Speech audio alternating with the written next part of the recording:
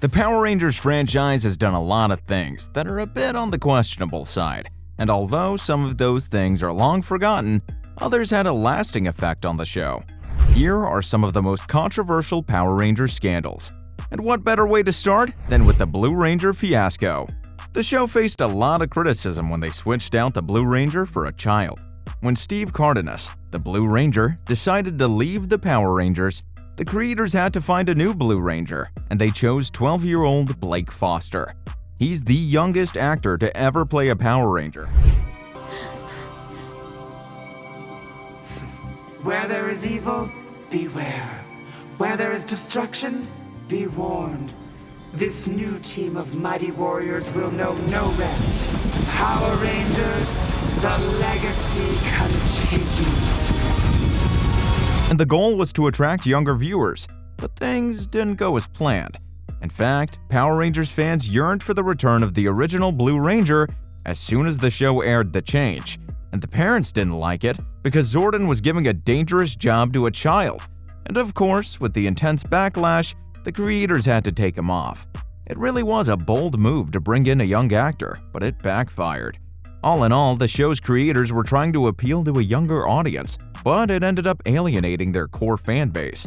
Speaking of affecting the core fan base, the Power Rangers also landed in troubled waters with Rita Repulsa's Sea Monster. People thought that the Sea Monster by Rita Repulsa was too scary for kids to watch. Rita Repulsa made the Sea Monster, which looked strange and bad, to keep the Power Rangers from doing their job. What's more, it looked like it was wearing a cloak, but under this fleshy cloak were hundreds of eyes that shot beams at the Power Rangers that gave them headaches. In other words, the Sea Monster was a real flasher. The Power Ranger Sea Monster was defeated quickly, which was good. If parents had known that this creature was just a dirty joke, they would have been furious. It was a pretty roundabout way to play with words, but the fact that it got past the network's censors is still insane. And we have to mention the fire accident. Real people were hurt by the fire accident while shooting an episode. In the episode Switching Places, Billy and Kimberly's bodies got switched because of a bad science experiment. But many fans don't know that there was a real-life accident behind the scenes that set the actors on fire. And it goes without saying that accidents can happen with special effects. Still, being set on fire is a scary thing to go through. Amy Jo Johnson, who played the Pink Ranger, had it the worst. Even though she didn't have any serious injuries, she was afraid of fireworks and special effects for years after the accident. Talk about negligence. What's more, some even called the creators bigoted racists because of the casting. In fact, the casting for the first Power Rangers was, at best, tone deaf. Even though the people who liked Power Rangers liked the original team, some people didn't like how they were cast. The problem was that the Power Rangers costumes worn by the actors kept up negative ideas about their races. What's really bizarre was that Walter Jones, a black actor, was cast as the Black Ranger, and Trini Kwan, a Japanese American, was cast as the Yellow Ranger.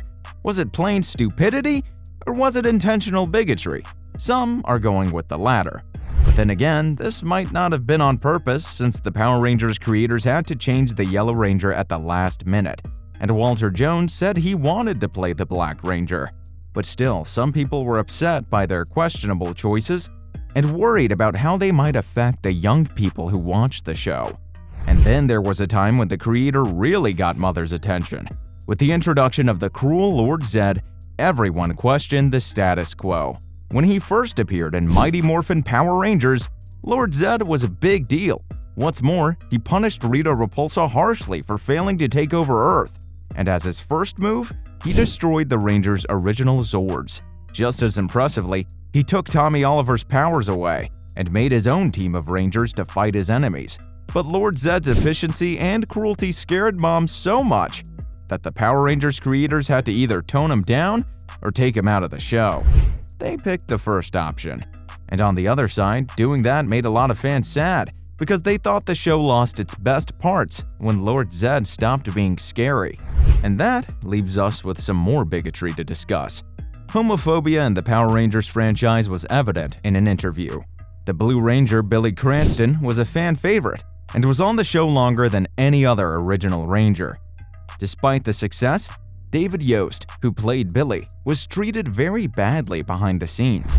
In fact, in an interview with No Pink Spandex, Yost said that he was gay and that his co-workers on the show had known about it from the beginning. But instead of helping Yost, the other Power Rangers often hurt and insulted him. In fact, he said that when he was on the show, it hurt his mind in ways that took years for him to heal from. This news turned off a lot of fans in the early days of the show, and they pushed for better representation and better treatment of the actors who played their heroes. And then there was the scandal over the theme of the show again.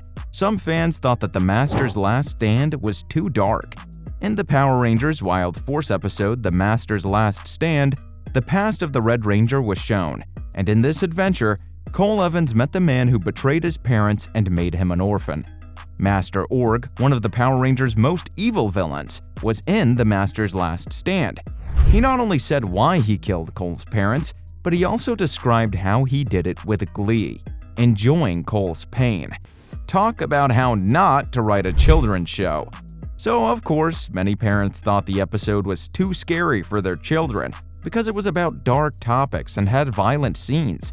But it didn't end there. The writer kept making the show more gruesome. In fact, Kendrix the Power Ranger was the first character to die in the children's show. Most of the time, when the writers of a children's show have to kill off a major character, they take the safe route and send the character to college or give them other happy endings. But in The Power of Pink, the writers decided to kill off Kendrix's Pink Galaxy Ranger as a gut punch to the audience. In fact, the franchise changed completely when the Pink Galaxy Ranger died. Before this, the creators had never killed off a main character. On top of that, they turned Astro Nema, who was a bad guy, into the new Pink Ranger. All of this pushed the limits of what the franchise could do and what could be allowed within a familiar formula. And that leaves us with the biggest blunder by the creators of the children's show. In an episode, one of the Power Rangers on TV killed a child. Even though Power Rangers is a show for kids, it has had a lot of sad characters. Magna Defender, on the other hand, might be the saddest because he saw his son get killed. And his son was neither a Power Ranger nor a teenager. In fact, a small child was killed in front of his father with everyone else watching. And even in the cheesy Power Rangers franchise, the murder of a child is a traumatic event. What's more, child murder is almost never shown on kids' TV, and this was especially true in the late 1990s. It's surprising that this didn't turn into a major scandal. Those were the biggest Power Rangers scandals in history. See you in the next video.